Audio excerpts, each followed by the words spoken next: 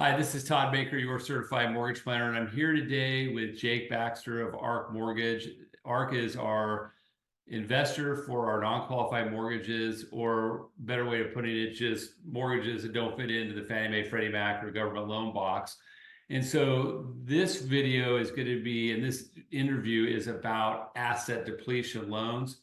These are a phenomenal product, and Jake is going to go ahead and just highlight all the different ways to use them and what you need to be looking for when you're talking to a buyer, potential buyer. So go ahead, Jake, tell us about it. Thanks, Todd. Thanks for having me on. All right. Of all the products we offer, the niche products, I really like this one the best. A lot of misperceptions about asset depletion. One is that the borrower has to be retired. Not the case. So it's not an age-restricted process or product. Another is that it takes just a copious amount of assets for the borrower to qualify. Also not the case.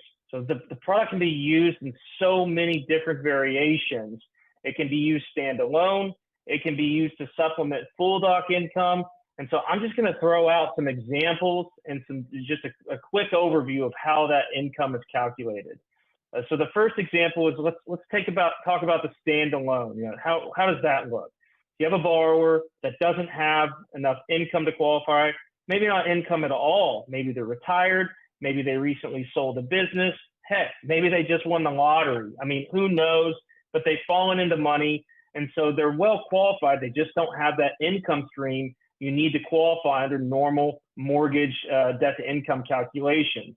What we do is take their assets and we categorize them in retirement, non-retirement, like stocks and bonds, and cash assets like checking and savings. And then we divide all that by 60.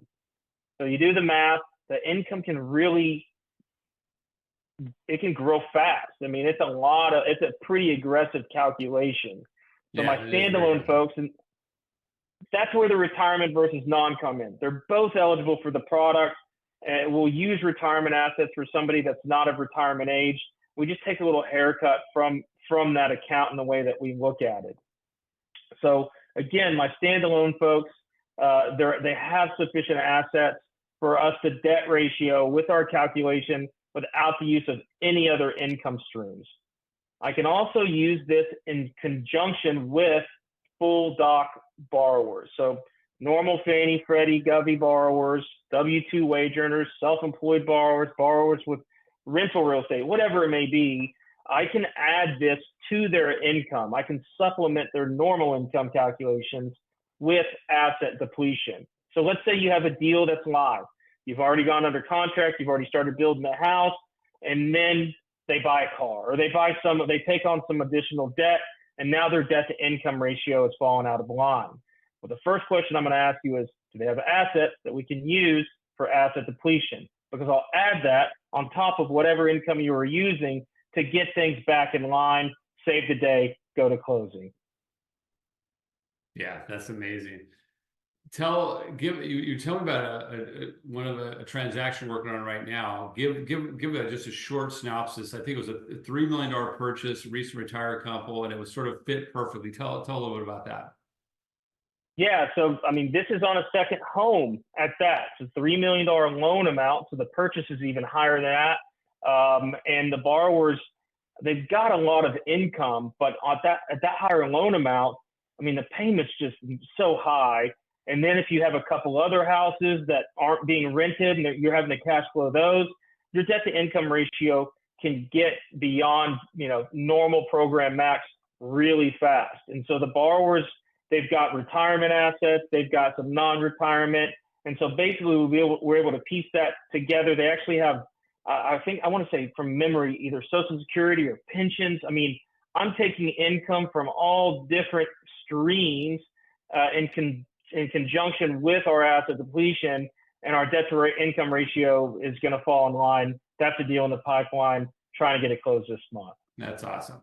So these videos have been produced, and we're making these specifically for our realtor partners, our builder partners, builder sales reps, builder community sales managers, to give a deeper understanding of some of these alternative products. Because what I found is that on the builder side in particular, that they have somebody that stopped by, dropped off a card, but there's no real, there's just, well, I've got a guy that can do that, but there's no real process. Whereas we have a great process in that you guys will look at this up front and determine income up front before we take the next step. So that, and that's a critical piece because that's the most important hurdle for these type of loans. Am I correct?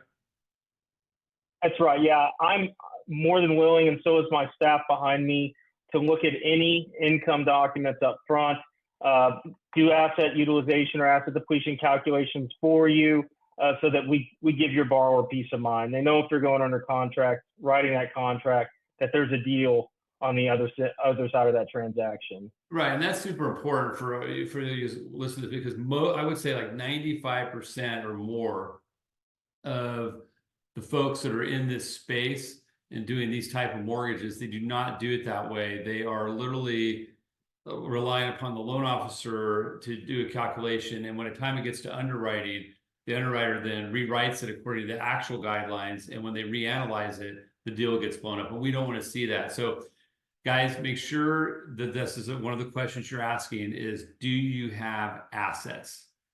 Couldn't qualify. Oh, do you have assets? If you do, get them over to us. We'll take great care of them for you. Thanks so much, Jake. You guys all have a great day. Thanks, Todd.